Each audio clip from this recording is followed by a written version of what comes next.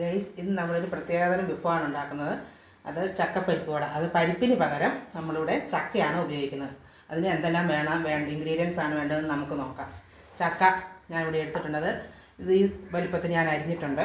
പിന്നെ നമുക്ക് വേണ്ടത് ചെറിയ ഉള്ളി വട്ടത്തിൽ അരിഞ്ഞത്, കുറച്ച് കറിവേപ്പില, 2 പച്ചമുളക്, പൊടിയായിട്ട് അരിഞ്ഞ ഇഞ്ചി, പിന്നെ അരിപ്പൊടി നൈസ് പൊടിയാണ്. ഈ പത്തിരിയുടെയും ഇടിയപ്പത്തിൻ്റെയൊക്കെ പൊടിയാണ് എടുത്തിരിക്കുന്നത്. അതിന് പകരം നമുക്ക് മൈദയോ ആട്ടയോ വല്ലതും ഉപയോഗിക്കാവുന്നതാണ്. പിന്നെ ഉപ്പ്. ഇനി നമുക്ക് ആദ്യം ചക്കയൊന്ന് അരച്ചെടുക്കണം. ഞാൻ ചക്ക അരച്ചെടുത്തിട്ട് വരാം.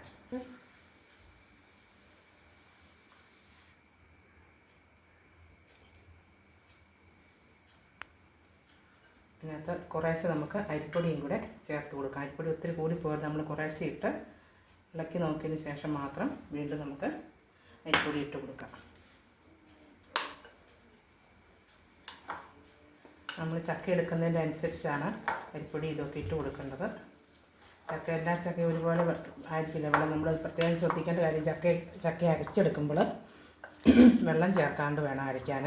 കുറേശ്ശെ മിക്സിയാറിനകത്ത് കുറേശ്ശെ ഇട്ട് വെള്ളം ചേർക്കാണ്ട് അരച്ചെടുക്കണം. നമുക്കിനി ഇത് ഒരു ശകലം പൊടിയും കൂടി ഇട്ട് കൊടുക്കാം.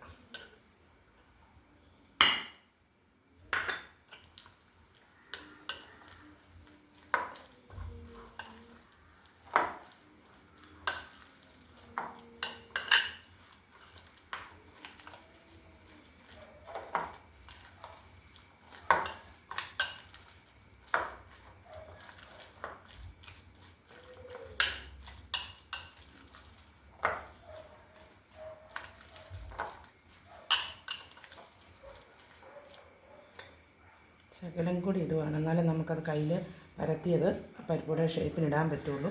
അതിൻ്റെ കൂട്ടത്തിൽ ഞാൻ ലേശം ഉപ്പും കൂടെ ചേർക്കുകയാണ്. ഉപ്പ് ഓരോരുത്തരുടെ പാകത്തിനാണ് ഇടേണ്ടത്. ഞാൻ ശകലം ഉപ്പ് ചേർത്തിട്ടുണ്ട്. അത് നോക്കിയിട്ട് ആവശ്യത്തിന് അവനവൻ്റെ ഓരോരുത്തരുടെ പാകത്തിന് ഉപ്പ് ചേർക്കുക.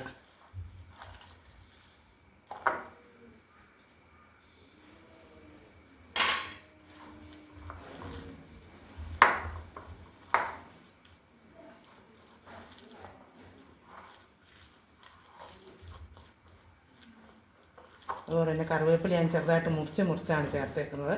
അതാകുമ്പം ഇങ്ങനെ പൊങ്ങിയിരിക്കത്തൊന്നുമില്ല. നമ്മൾ നല്ല ഷേപ്പിന് തന്നെ നമുക്ക് ഉണ്ടാക്കിയെടുക്കാവുന്നത്. പരിപ്പ് വട ഉണ്ടാക്കുന്നവർ തന്നെ പരിപ്പ് വടയുടെ അതേ ഇൻഗ്രീഡിയൻസ് തന്നെയാണ് ഇതിനകത്ത്. പരിപ്പിന് പകരം നമ്മൾ ചക്ക ഉപയോഗിക്കുന്നത് മാത്രമേ ഉള്ളൂ.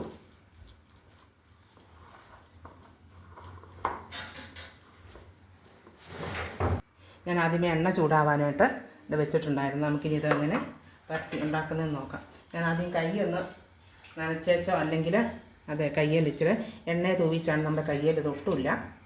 നമ്മുടെ ഷേപ്പിന് നമുക്ക് ഏത് ഷേപ്പ് വേണേലും ഉണ്ടാക്കാം. പിന്നെ ഒത്തിരി കട്ടി കൂടി പോകരുത്. കട്ടി കൂടി പോയാലാകാം വേവുമില്ല. ഞാൻ ഈ ഒരു ഷേപ്പിലാണ് ഇവിടെ ഒന്ന് പരിപ്പുവടയുടെ ഷേപ്പ് ഇതാണല്ലോ നമ്മൾ ഇങ്ങനെ ഉണ്ടാക്കാൻ പോകുന്നത്. ഇതിനകത്ത് വേണ്ടവർക്ക് നിർബന്ധമില്ല. വേണ്ടവർക്ക് വേണമെങ്കിൽ ശകലം മഞ്ഞൾ പൊടിയും കൂടെ ഇട്ട് കൊടുക്കാവുന്നതാണ്. ഇതിടുവാണ്.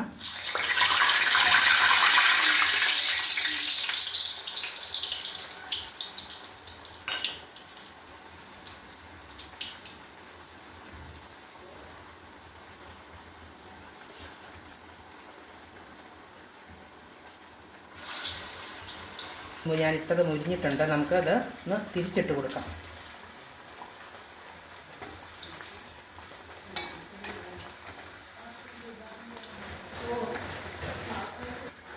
ഏകദേശം ഇപ്പോൾ ഇത് 5 മിനിറ്റോളം ആയിട്ടുണ്ട്. നമുക്കിത് ഇതായി ഗോൾഡൻ ബ്രൗൺ നിറമാകുമ്പോൾ നമുക്കിത് എണ്ണയിൽ നിന്ന് കോരി മാറ്റാം.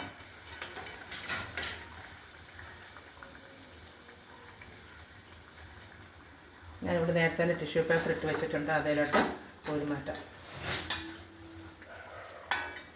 ബാക്കിയും കൂടി ഞാൻ ഇതുപോലെ ഉണ്ടാക്കിയെടുക്കാം. ഇതാ നമുക്ക് നല്ല പരിപ്പുവട പോലെ തന്നെ നമുക്ക് ചായക്ക് ഉച്ചക്കത്തെ 4 മണി പലഹാരമായിട്ട് നമുക്കിത് കഴിക്കാവുന്നതാണ്.